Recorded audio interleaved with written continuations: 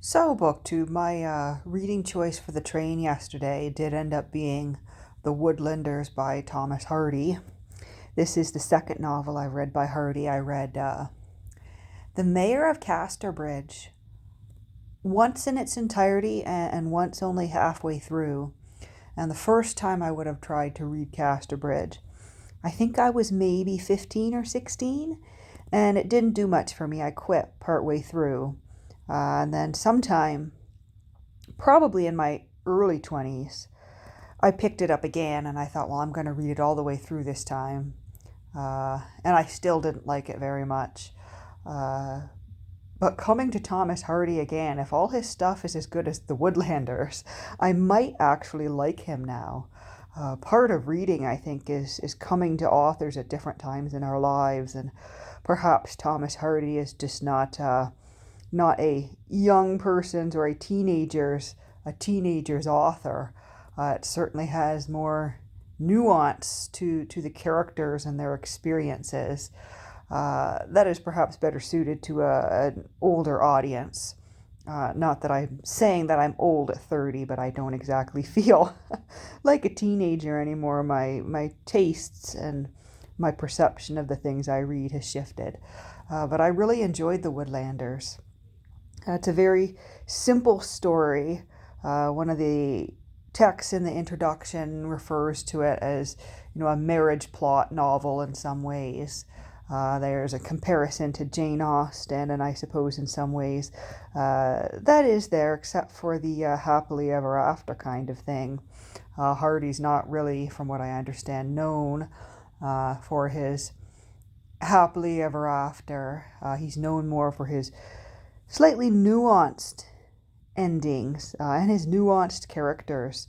Uh, they're very real in the sense of their motivations and how people change their minds, and how something that can be absolutely true, an emotion that is absolutely true to someone in a moment, can change over time as much as they don't want it to. So we have a cast of characters here, and I'll try to avoid spoilers for those who haven't read this one. But we have a cast of characters.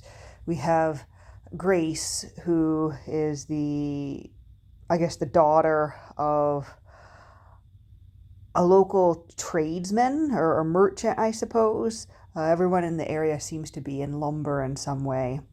And her father seems to have a decent sized house and a decent sized business and enough money that he sent her away to school for far longer than some people in the town or village think that she should have been sent to school, because it's elevated her in some ways, and she's described as using dictionary words, and even in her mannerisms and the way that she dresses, she looks like she doesn't belong. And at one point she's even mistaken by the local doctor who's just moved to the town for perhaps, in his wildest imaginations, being the lady of the estate.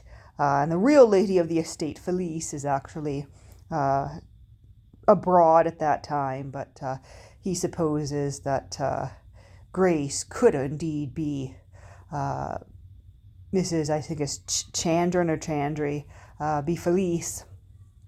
And he ends up with, some romantic notions and does fall in love with her, even when he's corrected. But we have Grace trying to make a decision between marrying Gills, who she's been, this woodsman, who's got a little bit of property, a little bit of money, between marrying someone who perhaps is now socially below her, given her education and upbringing, based on a promise made long ago, or pursuing perhaps a different type of marriage that would elevate her in society. And there are many nuanced relationships happening. We've got Marty as well, who at the start of the novel, quite literally, and this isn't much of a spoiler because it happens within the first couple of the pages, quite literally chops off her hair, which she feels is her one beauty, to sell it to a wealthy woman and landowner who literally owns the very land that she and her father live on. She sells the hair, not only for the money, but also to kind of placate someone who's socially above her. And also because she's given up in some ways on this idea of getting the man that she's in love with. And there are people in this novel who say, I'm going to love you forever, and then that changes. And people who say, I don't love you anymore, and then that changes.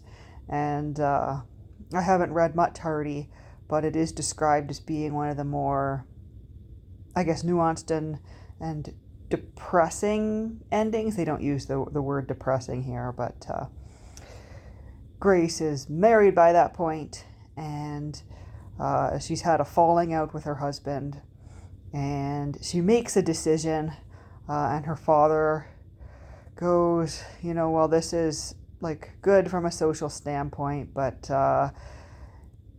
this isn't going to last. Everything's going to be bad again in just a short while. There is no kind of happily ever after, Jane Austen style ending, running off with Mr. Darcy kind of thing.